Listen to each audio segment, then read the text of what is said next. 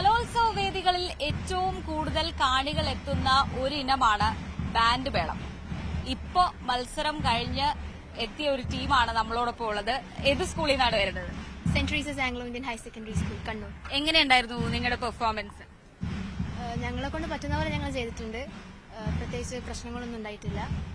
ഞങ്ങളാൽ കഴിയുന്ന വിധം ഞങ്ങൾ അടിപൊളിയായി ചെയ്തിട്ടുണ്ട്. പിന്നെ എത്രത്തോളം ഉണ്ടായിരുന്നു നമ്മുടെ ടീച്ചേഴ്സിന്റെ ഒക്കെ ഒരു സപ്പോർട്ട് എങ്ങനെയായിരുന്നു? കാരണം നിങ്ങളുടെ എല്ലാ തരത്തിലും ഈ ജില്ലാ തലത്തിലും സബ് ജില്ലാ തലത്തിലും ഒക്കെ എല്ലാ സപ്പോർട്ടും കിട്ടിയാണ് നിങ്ങൾ എത്തുന്നത്. അപ്പം എങ്ങനെയുണ്ടായിരുന്നു ടീച്ചേഴ്സിന്റെ ഒക്കെ ഒരു സപ്പോർട്ട്? ത്രൂ ഔട്ട് പ്രാക്ടീസിലായാലും കലോത്സവ വേദികളിൽ പോകാനായാലും അവർ നമ്മുടെ കൂടെ തന്നെ ഉണ്ടായിരുന്നു. എന്തൊരാവശ്യത്തിനും നമ്മൾ ടീച്ചേഴ്സ് കൂടെ ഉണ്ടായിരുന്നു. അപ്പൊ ബാക്കി ടീം അംഗങ്ങളോട് കൂടി ഒന്ന് ചോദിക്കാം, എങ്ങനെയായിരുന്നു ഇത്രയും നാളത്തെ ഒരു പെർഫോമൻസ്? ഈ ഇന്നത്തെ ഡേക്ക് വേണ്ടി നിങ്ങൾ ഒത്തിരി ദിവസത്തെ എഫേർട്ട് എടുത്തിട്ടുണ്ട്. എങ്ങനെയുണ്ടായിരുന്നു ആ പ്രാക്ടീസ് ഡേയ്സ് ഒക്കെ? ഇപ്പൊ ഈ പെർഫോമൻസ് കഴിഞ്ഞ് നിൽക്കുമ്പോൾ എങ്ങനെയാണ് ഓർത്തെടുക്കുന്നത്?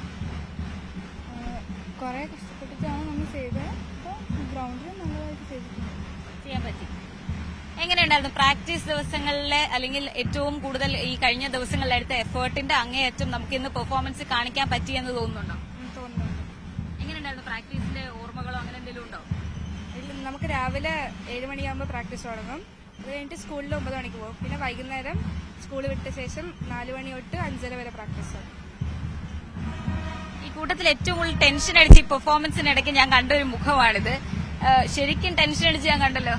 എന്തു പറ്റി? അത് സ്റ്റിക്ക് പൊട്ടിയായിരുന്നു അന്നേരം. പക്ഷെ അങ്ങനെ ഒന്നും പെർഫോമൻസിനെ അത് ബാധിച്ചില്ല. മുഖത്ത് ഞാൻ പ്രത്യേകിച്ച് ശ്രദ്ധിച്ചു നോക്കിയതുകൊണ്ടാണ് എനിക്ക് തോന്നുന്നത് പെർഫോമൻസിൽ അങ്ങനെ ഒന്നും ബാധിച്ചില്ല. എങ്ങനെ ഉണ്ടായിരുന്നു എന്ന് തോന്നി പെർഫോമൻസ്? നല്ലതാന്ന് തോന്നുന്നു. പക്ഷെ എന്നാലും എവിടേക്കോ എന്തൊക്കെയോ പറ്റിയെന്ന് തോന്നുന്നുണ്ട്. എങ്ങനെ ഉണ്ടായിരുന്നു പെർഫോമൻസ്? നന്നായി ചെയ്യാൻ പറ്റിയെന്നൊരു തോന്നലുണ്ടോ? ഉണ്ട്. നമ്മള് എന്ത് സ്റ്റിക്ക് നിലത്ത് വീണാലോ എന്ത് ചെയ്താലും നമ്മള് അത് പിടിവിടാണ്ട് നമ്മള് ശക്തിയായിട്ട് പിടിച്ച് എല്ലാം ചെയ്ത് നമ്മള് അവസാനം വരെ മുന്നോട്ട് കൊണ്ടുപോയി.